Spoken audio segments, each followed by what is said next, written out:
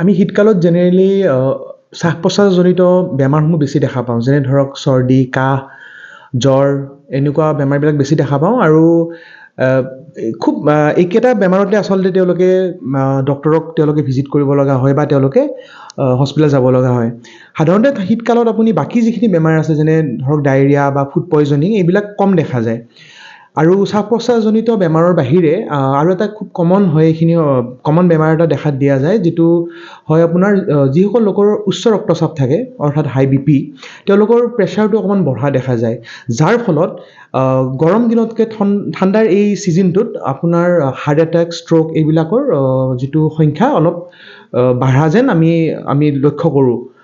লগতে ঠাণ্ডাৰ দিনত কমন যিখিনি ক'লোঁ যে নাক বন্ধ হোৱা বা চৰ্দি লগা, জ্বৰ বা চাইনোচাইটিছ হৈ পেলাই মূৰৰ বিষ হোৱা, ফেৰিঞ্জাইটিছ, ডিঙিৰ বিষ, আৰু ধৰক আৰু তাতকৈ বেছি যদি হৈ যায় কাহ, আৰু কিছুমান পেচেণ্টৰ নিউমনিয়াও হোৱা দেখা যায়। আৰু সেইকাৰণে এতিয়াও আমি মনত পৰিব সকলোৰে যে COVID-19 যেতিয়া প্ৰথম ষ্টাৰ্ট হৈছিলে, সেই এপিডেমিকটো প্ৰথম কিন্তু চাইনাত সেই নৱেম্বৰ-ডিচেম্বৰ মাহতে দেখা দিছিলে। যদিও ভাৰতত 2020 চনৰ পৰা আহিছিলে বেমাৰটো, কিন্তু সেইকাৰণে 19 চনৰ লাষ্ট ভাগত আহিছিল কাৰণে COVID-19 সেই বেমাৰটোৰ নামটো পাইছিলে। আৰু এতিয়া যদি অকণমান আমি দৰ্শকসকলক যদি ক'ব লাগে যে আচলতে কেনেকৈনো আমি এইকেইটা দিন আচলতে কি উপায় অৱলম্বন কৰিব লাগে, যিটোৰ পৰা ধৰক সাধাৰণ এই বেমাৰবোৰৰ পৰা বাচি থাকিব পাৰি, তাৰপিছত ক'ব লাগিব যে যিটো প্ৰপাৰ ড্ৰেছিংটো, আৰু যে অৰ্থাৎ কাপোৰখিনি আপুনি যেনেকৈ পূৰা পিন্ধিব লাগে, যে ঠাণ্ডাৰ পৰা নিজক বচাব লাগিব, সেইটো এটা খুব ইম্পৰ্টেণ্ট কথা। নেক্সট কথাটো হ'ল বাহিৰত গ'লে এইখিনি সময়ত যিটো বৰষুণ নহয়, তাৰ কাৰণে কি হয়, খুব ধূলি বালি খুব বাঢ়ি যায়, যাৰ কাৰণে আমি এটা এডভাইচ কৰোঁ, এটলিষ্ট যিখিনি মানুহ এলাৰ্জি হয় তেওঁলোকে যাতে এখন মাস্ক পৰিধান কৰে, ধূলি বালিৰ পৰা যিমানখিনি পাৰে অকণমান দূৰত থাকে। আৰু আমি এডভাইচ কৰোঁ যে যিখিনি বাহিৰৰ কাম তেওঁলোকৰ কৰিবলগীয়া থাকে, সেইখিনি আইদাৰ তেওঁলোকে খুব আৰ্লি মৰ্ণিং কৰক, পুৱাৰ ভাগতে কৰি শেষ কৰক 10টাৰ ভিতৰত, নতুবা ইভিনিং তেওঁলোকে কৰক। দিনত কি হয়, যেতিয়া গাড়ী মটৰ চলি থাকে তেতিয়া এই ধূলিৰ পৰিমাণটো বেছি দেখা যায় এনভাইৰমেণ্টত। গতিকে দিল্লীত কি হৈছে আপোনালোকে দেখিছে পলিউশ্যনৰ কাৰণে। তো গাড়ী মটৰ সেইখিনি সময়ত আমি জানো যে দিনত গাড়ী মটৰ বেছি চলিব 10টাৰ পৰা 4টাৰ ভিতৰত, সেইখিনি সময়ত অকণমান বাহিৰত যোৱাটো এভইড কৰিব লাগে।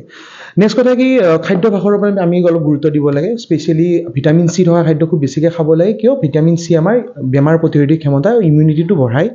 আৰু কি বস্তুত পোৱা যায়, যেনেকৈ ধৰক আপোনাৰ টেঙা ফল যিবিলাক আছে, যিটো আপোনাৰ যদি কওঁ কমলা টেঙা, মৌচুমী বা আমলখি, এনেকুৱা ধৰণৰ বস্তুবিলাক ভিটামিন চি খুব প্ৰচুৰ পৰিমাণে পোৱা যায়।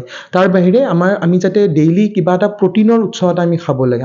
আমাৰ খাদ্যভাসত কি হয়, কাৰ্বহাইড্ৰেট বহুত বেছি পৰিমাণে থাকে অসমীয়া আমাৰ এই খাদ্যটোত, যিটো আমি ফ'ল' কৰোঁ, কিন্তু আমাৰ প্ৰটিনৰ মাত্ৰাটো মেক্সিমাম মানুহৰে কম, আচলতে তেওঁলোকৰ প্ৰটিন ইনটেকটো বহুত কম হয়।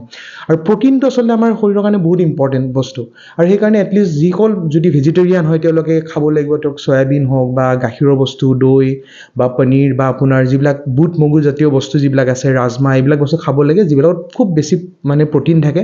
আৰু যদি তেওঁলোকে মাছ মাংস খায় তেতিয়াহ'লে ডেইলি এটা হ'লেও এটা কণী এটা খাব ট্ৰাই কৰিব লাগে, বা মাছ মাংস সেনেকৈ তেওঁলোকে যিটো ফ'ল' কৰি আছে অকণমান প্ৰটিনটো মেইনটেইন কৰিব চেষ্টা কৰিব লাগে। আৰু লগতে এক্সাৰচাইজটো গৰম ঠাণ্ডা বুলি সদায় কোনো কথা নাই, আমি সদায় এডভাইচ কৰোঁ যে এভৰিডে আপুনি এক্সাৰচাইজ কৰক, কিবা অলপ হ'লেও, হয়তো আপুনি অলপ খোজ কাঢ়ক, যদি আপুনি ব্যায়াম ঘৰ যাব নোৱাৰে, জিম যাব নোৱাৰে, খোজ কাঢ়াটোৱে বেষ্ট এক্সাৰচাইজ হয়।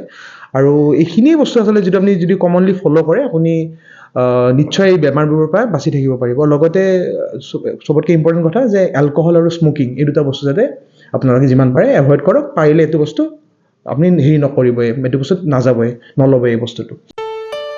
ঘৰত আনন্দ আৰু সম্পৰ্কৰ চমক বজাই ৰাখিবলৈ জৰুৰী হৈছে সকলো আনন্দময় মুহূৰ্তত মৰমৰ উপহাৰ দিয়াটো। সেইবাবে মধুশ্ৰী জুৱেলাৰ্ছে আনিছে সকলো ৰঙীন ক্ষণৰ বাবে বিশেষ গহনা। হীৰাৰে হওক, সোণৰে হওক বা ৰূপৰে হওক, শ্ৰেষ্ঠ ডিজাইনছ আৰু হলমাৰ্কযুক্ত গহনাই ৰাখে সম্পৰ্কক নিখুঁত। তেনেহ'লে আজিয়ে আনক আনন্দ মধুশ্ৰী জুৱেলাৰ্ছৰ সৈতে। যোগাযোগ কৰক 7002800341 নাইবা ভিজিট কৰক LNB ৰোড, নলবাৰী, অসম।